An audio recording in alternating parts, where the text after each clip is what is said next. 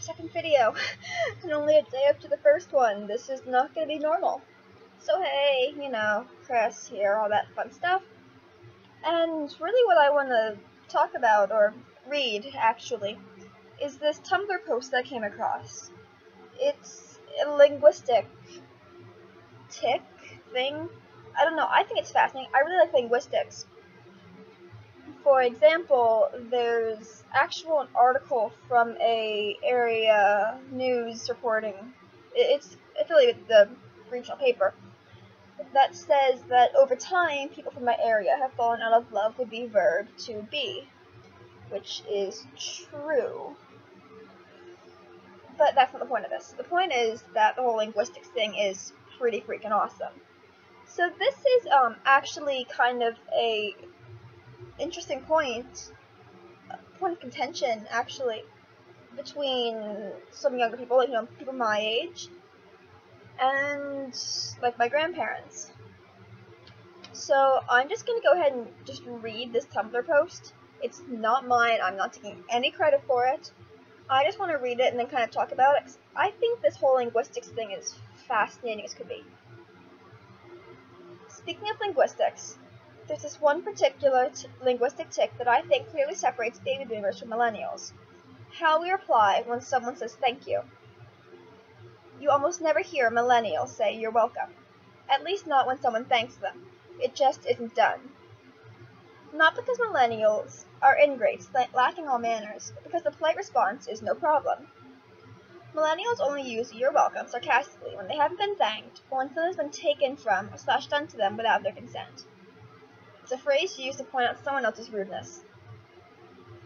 A millennial will be fairly uncomfortable saying you're welcome as acknowledgement of genuine thanks, because the phrase is only ever used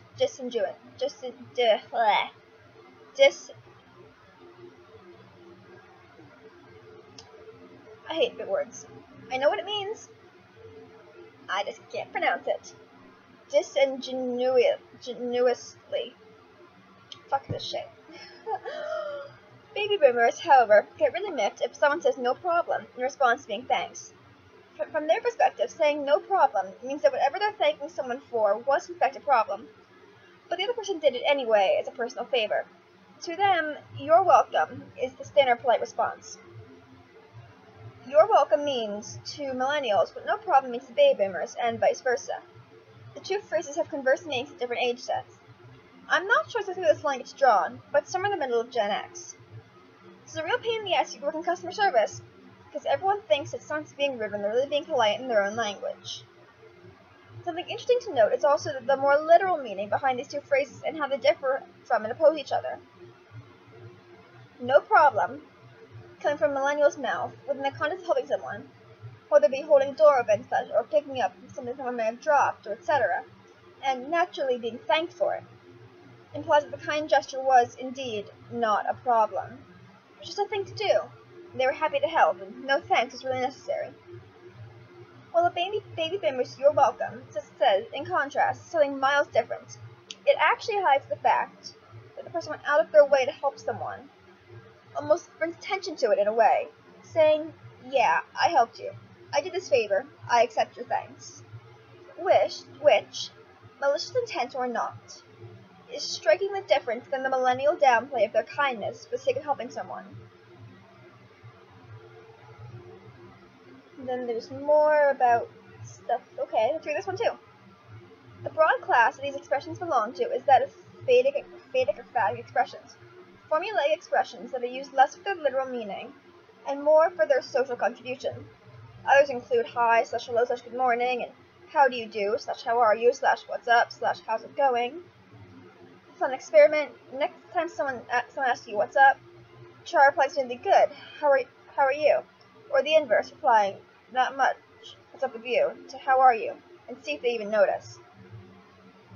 The subclass of phatic expressions, including you're welcome and no problem, is known as minimizers, and no problem is indeed newer, although it seems to date to the 1980s, so it's not a perfect correlation with millennials. Other minimizers are no worries, sure, my pleasure, okay, anytime, don't mention it, and others. Minimizers often vary by age, geographic location, and other factors. You're welcome, for example, isn't so old either. the first citation for it is from 1907. My pleasure and don't mention it are older. Another thing I've noticed Americans using over the past few years, which I've never heard in Canada as a minimizer. I'm still reading I am American, for what it matters, which doesn't really. That's about all the research I can find on at the moment. Oh, okay. So, I just think that's really fascinating, personally.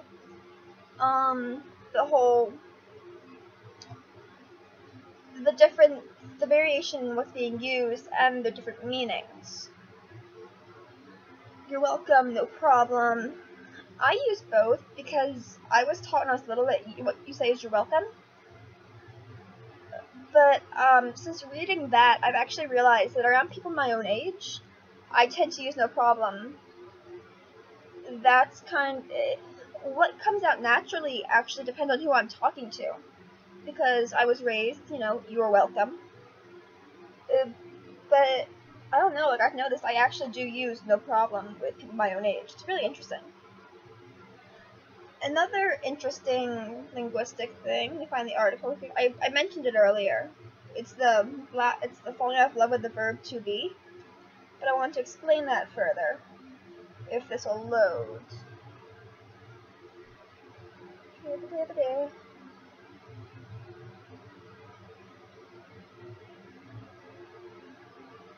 Here we go. For the last century or so, people from my area fell out of love with the verb to be. And now, when the dishes are dirty, we all know the dishes need washed. Not need to be washed, need washed. The room needs picked up, the car needs taken in, the dishes need washed, the floor needs vacuumed, anything, really. We just drop that to be verb. I didn't even realize that it was missing until I read that article. I didn't even realize that for most people, the proper grammatical construction would be the dishes need to be washed. So, that's a linguistic tip thing. I'm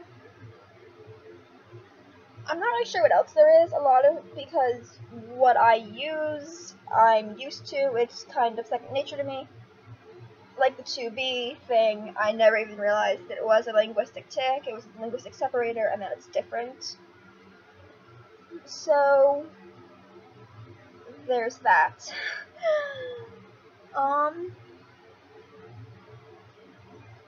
Like I said in my other video, talk to me.